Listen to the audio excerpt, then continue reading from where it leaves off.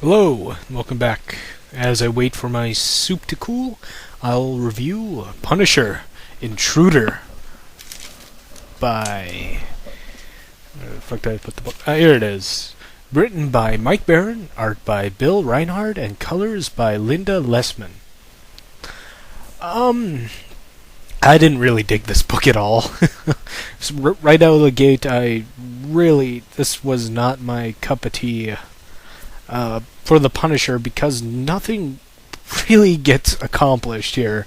The whole tale feels like a wild goose chase. From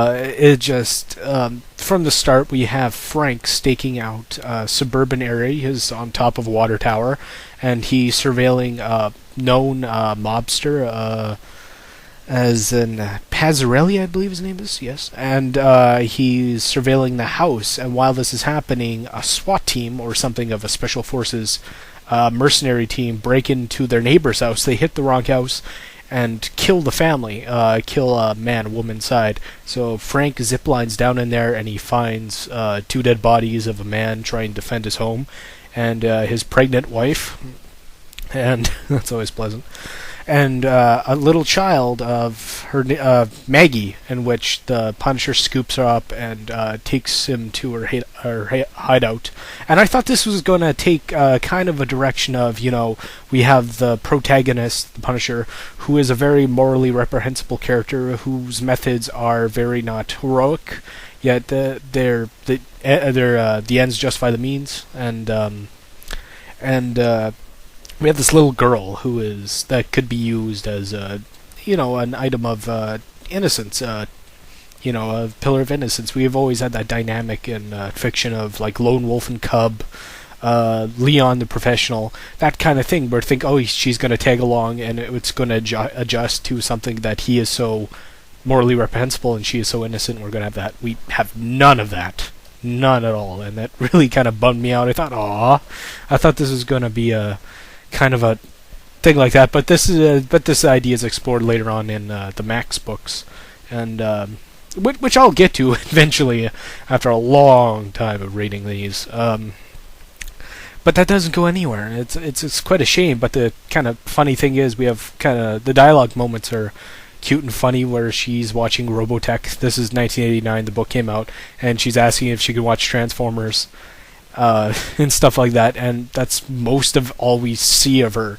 Because then we have Frank scoops up, he dresses up as a priest and takes her to a church, and we find out in Frank's backstory, before he enlisted in the Marines, before all that, he studied for the priesthood, and I think that's kind of, I don't want to say stereotyping, but him being a priest, I wouldn't necessarily think of Frank being that. Most of the stuff I've read The Punisher and just absolutely loved and just devoured was Garth Ennis' stuff. And, I love Bourne, and I love his Welcome Back Frank, and In the Beginning, and all this stuff. But him being the priesthood is kind of funny, because later on the road we have in Welcome Back Frank, which I will be reviewing with Death God Storm, if he ever contacts me, ever. He's busy with his model pilot girlfriend, lucky bastard.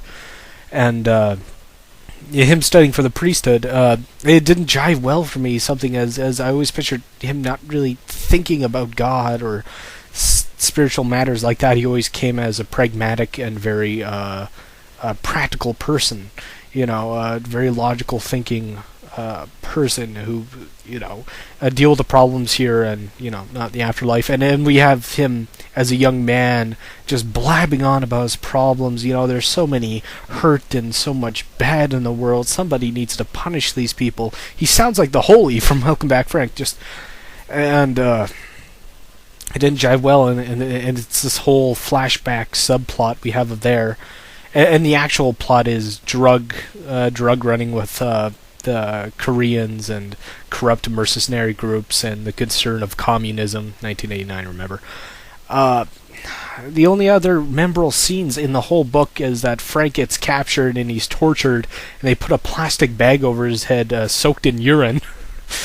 And that torture him, and and there's a part of him, just the characterization I don't like, of him just pleading for his life. and just Frank. Maybe the Frank guy in my mind is just something of just once again a force of nature.